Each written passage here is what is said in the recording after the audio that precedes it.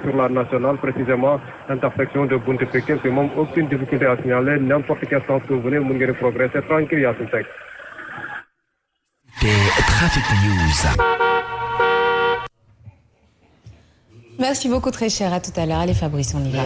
On va commencer par Tribune qui nous parle de ces milliards qu'on vote tout le temps à l'Assemblée. Et je rappelle que l'argent là, c'est l'argent du contribuable.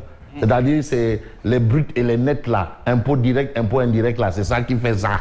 Le budget là, c'est pas le budget qui sort de la poche de Marie-Zal ou de Ablaï Daouda Diallo.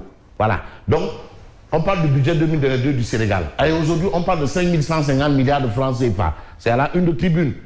5150 milliards de francs CFA à 5150 milliards de problèmes. Parce qu'aujourd'hui, on vote des budgets, mais les problèmes sont là. Rien ne bouge, c'est toujours la même chose. En quelque sorte, Tribune considère qu'on pédale dans de la choucroute. Bon, quand je parle de choucroute, les Bavarois de la salle se reconnaîtront. Mais il faut retenir un fait, les populations attendent que ces milliards, les milliards dont on vote là. Tantôt, vous avez évoqué un point dans les titres par rapport à l'aide des mutuelles de santé. Mutuelles de santé. Parce que ça, c'est pour nous autres là.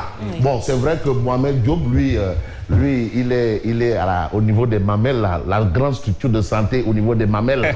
Lui, c'est là-bas. Quand il a une petite grippe là, on lui envoie l'ambulance pour l'amener là-bas. C'est pas comme nous autres là qui avons affaire à des cases de santé. À Ipiki-Nikotaf, je salue déjà la case de santé au niveau de Piki-Nikotaf et des postes de santé. Voilà. Aujourd'hui, les populations attendent que ces milliards contribuent à trouver des solutions à leurs difficultés. Absolument. Voilà. C'est ce qu'on attend de cet argent. Bon, avec Alisbi, tout est cher et l'État semble être impuissant. Aujourd'hui, si on a la hausse du prix du pain, c'est parce que l'État ne pouvait plus. Quand je parle de l'État, c'est toi, c'est moi, c'est tout le monde, le gouvernement. Quand on parle de l'État, dans ce cas de figure, c'est tout le monde. Hein. C'est tout le monde. Ah oui, voilà. Tout est cher et l'État semble être impuissant. Et même, vous voyez un peu ce qui se passe à Poste Finance.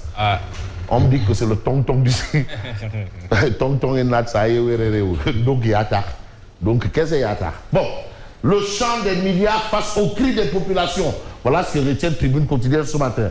Et puis ce matin, on parle de quoi? On parle de Malick Gakou qui effectue une sortie. Justement par rapport à la situation carabinée de chez Carabinée. Qui ça? Malick Gakou. Et aujourd'hui, Malick Gakou se prononce sur l'augmentation du prix du pain. Parce que mon maman, donc il faut de quoi intéresser. Voilà.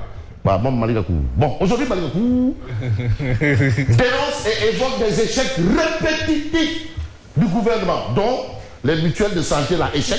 Mais attends, mais le plan César, vous savez, ça coûte combien? Malodia Kiam, il faut tout sortir de là. Parce que vraiment, les gars, ils sont tellement endettés. Les plan Sésame, plan Nahemba, tous les plans là. CMU, les plans Sésame, plan Nahemba, couverture maladie, tout sortez les factures. Parce que les factures, il faut les sortir. Sortez toutes les factures. Parce que c'est pour nous. Hein.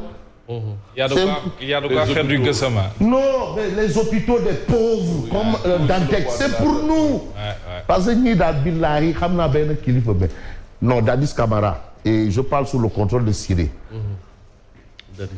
Le capitaine Dadis Camara, qui n'a pas compris pourquoi le ministre de l'Éducation nationale de la Guinée a envoyé ses enfants aller apprendre en France. Mais c'est parce qu'il sait que c'est pas bon. Si le ministre de la Santé prend entre guillemets sa maman pour aller la faire soigner en Tunisie, c'est parce qu'il sait que Amoul et il est le ministre de la Santé. Mais non, c'est tout. Non. Bon, c'est juste des exemples. Hein. Je n'ai pris que des exemples.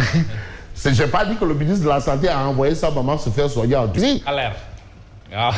C'est des exemples. Bon, le champ des milliards face au cri, c'est des exemples. Tout simplement. Non, bon, voilà. On a aujourd'hui Ousmane Sonko sur les violences constatées dans les universités. Ah oui, tout y est, tout y. Mais nous tiendrons Macky Sall pour personnellement responsable de tous les rapages. Ça, ce sont les propos du président Sonko. Mais là, dans l'officiel Agaï, c'est ceux qui vont sortir du rite pour moi. Et dans quelques temps, ils vont sortir des coups de poing. Bon, je veux parler de ce que nous livre aujourd'hui Vox Populi. Violence dans les universités, Sonko index Macky Sall. Ça, c'est ce qu'indique Vox Populi. Sonko index Macky Sall. Donc, c'est Macky Sall, c'est Macky Sall et c'est Macky Sall. En attendant, on peut voir ce que nous livre Sud Quotidien. Prévention des violences électorales en vue des locales. Donc, il y a des problèmes partout. Problème fait, problème partout. Problème fait, problème partout. Bon, voilà. En tout cas, Cheikh Ahmadou Bamba va peut-être nous aider encore parce qu'en mars, c'est Cheikh Ahmadou Bamba qui nous avait aidés. Quoi, Birahim va contredire ce que je suis en train de dire? Ah, d'accord. Branle-bas général. Kudiss et Djamil Réumi en fast-track par rapport à la charte de non-violence électorale. Donc, ils en sont. Parce que mieux vaut prévenir que guérir. On voit un peu le discours violent. Non, la violence, là, elle n'est pas que physique, elle est verbale. Il n'y a pas 100 gaz, il y a 10 000 ngalgou. Ce discours-là. Ouais. Donc, c'est un peu ça, quoi. Donc, c'est une forme de violence. Et aujourd'hui, quand même, Kudiss et Djamil Réumi essayent d'anticiper. Parce que, comme, parce que c'est ça la situation. Mais de quelle situation on va évoquer? Celle soulignée, par exemple, par qui? Par le journal L'Évidence. Alors, L'Évidence parle de l'UCAD et l'Université de Bambey, la violence de retour. La violence de retour. Bon, gestion nébuleuse de la SAPCO. Bon, c'est un point d'interrogation de L'Évidence. Pour dire quoi? Est-ce que Amadou Mame Diop est-il à la hauteur? Quand on parle de violence nébuleuse, on a envie de dire oups, ça tient. Bon, en tout cas, on parle de à la hauteur. Est-ce qu'il a les compétences requises pour gérer la SAPCO? Et qui dit SAPCO pense au tourisme. Ah oui, parce que la SAPCO quand même joue un grand rôle. Aujourd'hui, Sali Portudal, c'est SAPCO. Ah oui, et on a élargi les compétences de SAPCO à un moment, soit, je ne sais pas si c'est le cas, à Cap Skirring aussi.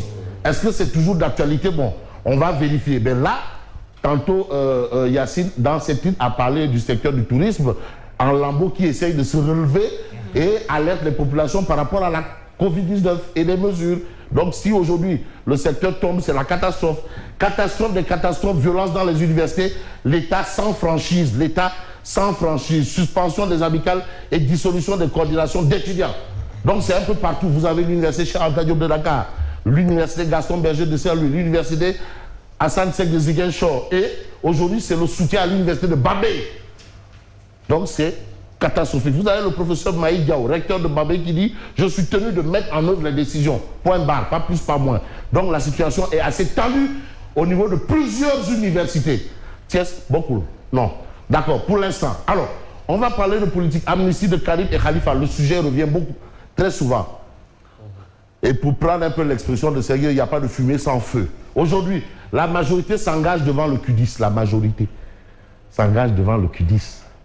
Sur l'amnistie de Karim et Khalifa, la majorité s'engage devant le Kudiss. Mais vous savez, ces deux messieurs, leur camp là, ils ne veulent pas d'amnistie. Ils n'en veulent pas. En tout cas, le camp de Karim, eux, ils disent qu'il faut rouvrir le procès. Il faut revoir le procès là. La CREI, parce que finalement, la CREI, c'est quoi même? C'est quoi même? Bon, la CREI, pourquoi faire? Mais ce qu'on peut faire, c'est de lui critiquer. Rassemblement ce vendredi. Il y en a marre et Frappe change de fusil d'épaule.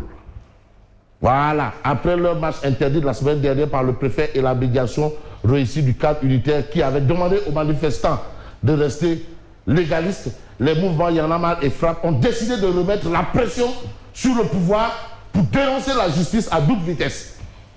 Donc ils organisent ça pour dénoncer la justice à double vitesse. Alors, aujourd'hui, dernièrement, ils avaient mis de l'eau dans leur vin. C'est ça l'expression. Et maintenant, ils disent que non, ne sap.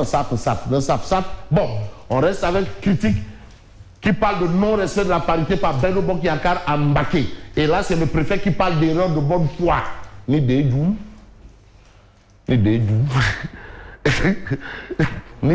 Voilà. Action, réaction, comme ça va. Annonce un recours. Comme ça va. Annonce un recours. Bonne foi, Nahembaï ou pas. Comme ça va. Annonce un recours. C'est ce qu'indique bien entendu, critique le journal ce matin. Donc la coalition Gomsebob entend passer par la loi pour régler cette question-là. Bon, où va-t-on? On n'a pas respecté la parité d'une liste qui est passée. Une liste qui est passée, on n'a pas respecté la loi. Maintenant, on fait comment?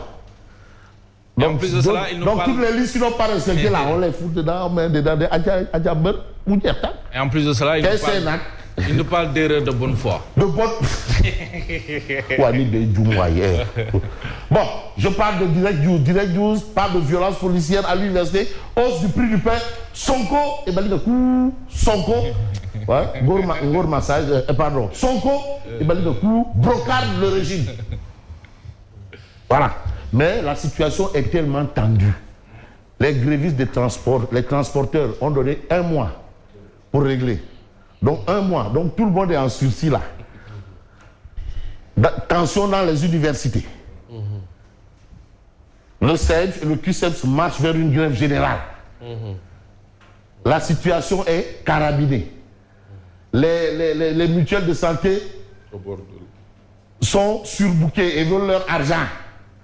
Entre-temps, Ande Gessem a mis la balle à terre. Ande Gessem, c'est la coalition des syndicats de la santé sur les plans d'action. Eux, ils peuvent même aller à 1000 plans d'action. Tout ça là est là, attends. Maintenant, on fait comment? Bon, le CEDF et le QCEPS marchent vers une grève générale pour le respect des accords avec l'État. Ça, c'est l'autre information, bien entendu, de Direct News ce matin. Bon, je veux bien terminer avec Odia, mais je veux prendre 24 heures. Parce que hier, Serigne Bass Abdou Khadre a fait ce qu'on peut qualifier. Bon, une sortie au vitriol. Pour dire qu'il faut faire attention aux politiciens là. C'est Serigne Bass Abdou Khadre, porte-parole du Khalife général Koulou Mouride. Et aujourd'hui, 24 heures, rebondit sur cette sortie. Parce qu'on connaît quand même la communauté mouride assez tempérée. C'est une touba rec, c'est une touba non violente, c'est une touba.